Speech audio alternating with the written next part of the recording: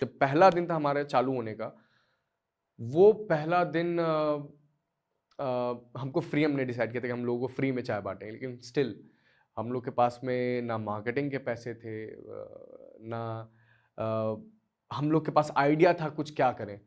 लेकिन वही चीज़ थी कि हमको पीछे नहीं हटना है, इसलिए हमने वो चीज़ में डिसाइड किया कि अब इसको मार्केटिंग कैसे की जाए, पीछे तो हटना नहीं हमको।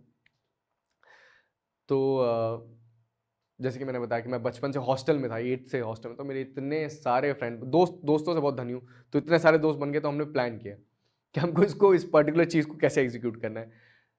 सबसे पहले जो हमने लोकेशन ली, शॉप अपनी फाइनल की, वो शॉप हमने गर्ल्स हॉस्टल के बगल में फाइनल की। उसका रीज़न ये था कि लड़कियों का क्राउड अगर आपने अट्रैक्ट कर लिया तो बॉस आपका काम हो गया, क्योंकि लड़के अपने आप आ जाएंगे, आपका क्राउड बिल्ड होने लग जाएगा। तो स्टार्टिंग से पहले तो हमने लड़कियों के लिए अच्छा सा एटमॉस्फेयर दे दी, क्योंकि बार नाम था, चाय सुट्टा बार, तो हमने बार की बढ़िया सी टेबल बनाई, अच्छा सा म्यूजिक सिस्टम लगाया, इंटीरियर जितना जो कर सकते थे किया हमने अपने हिसाब से। और पहले दिन हमने फ्री में लोगों को रोक रोक के बोला भाई चाय चाय, लोग नहीं ले रहे थे।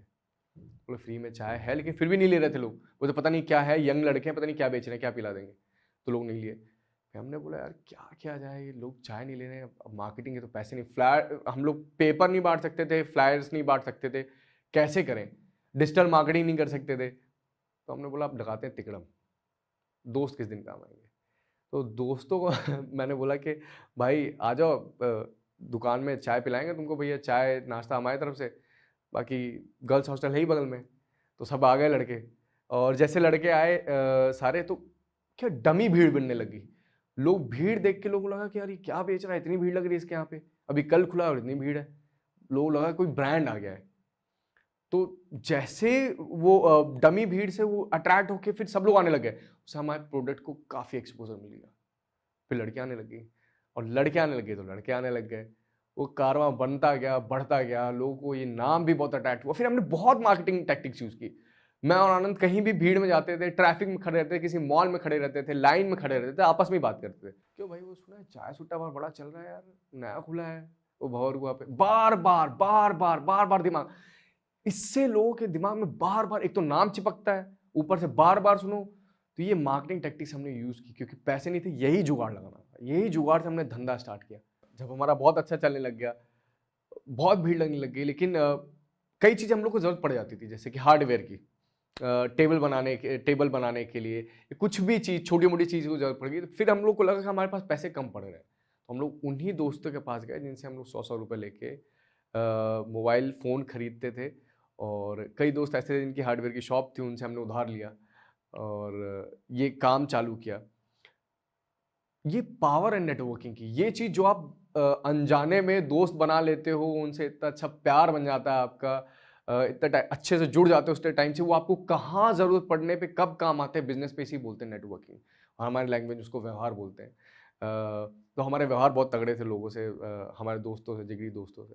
लेकिन इसी बीच में जब हमारी दुकान बहुत चलने लग गई, हमारी भीड़ दिन ब दिन बढ़ती गई, इतनी बढ़ गई कि मैन पावर की कमी हम लोग को पड़ने लगी, इतनी भीड़ हो गई कि हम लोग को संभालना मुश्किल हो गया लोगों को कि किसको सर्व करे, किसको कौन सी फ्लेवर की चाय देनी है, बाहर के क्राउड को कैसे मैनेज करें। 5 लोग लगते थे हम लोग के बाहर मैनेज करने के लिए, जो भीड़ को मतलब रोड को साइड, मतलब रोड से लोगों को साइड में करें। मेरे को याद है कि जब हम स्टार्ट करने वाले थे बिजनेस, तो आनंद ने बोला था कि चल किसी भी अच्छे ब्रांड की फ्रेंचाइजी लेते हैं, मैकडॉनल्ड्स की फ्रेंचाइजी ले लेते हैं।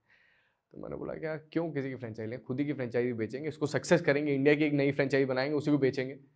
तो जब हम वो आने पे इतनी भीड़ लगने लगी, तो लोग खुद ही आने लग गए कि यार ये हमारा लड़का भी नहीं पढ़ता है, इसको भी कहीं लगाओ। तो ठीक लगाते हैं। तो एक नई शॉप खुलवाई, उनको बोला चलिए एक नई जगह पे उनकी शॉप खुलवा देंगे। तो उनकी नई जगह पे एक शॉप खुलवाई, उसी से हमको समझा कि हम भैया फ्रेंचाइजी भी बेच सकते हैं। फ्रेंचाइजी पहली बिकी, फिर दूसरी बिकी, फिर तीसरी बिकी, हमारे पास ऑफर आने लग गए। चौथी फ्रेंचाइजी ही हमारी मुंबई की थी, मतलब इंदौर से मिनी मुंबई से मुंबई तक का सफ़र हम लोग का महज 6 महीने में पूरा हो गया था।